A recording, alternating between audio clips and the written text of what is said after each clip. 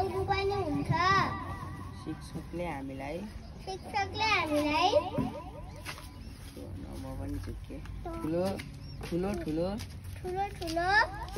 कामहरूमा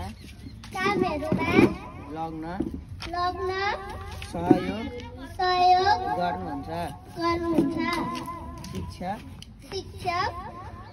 विद्यार्थीहरूको लागि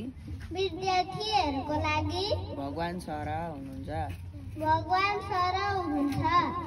शिक्षक मलाई मन पर्ने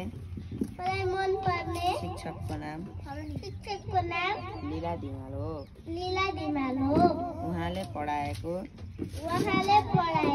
शैली मलाई धेरै राम्रो लाग्छ। धन्यवाद।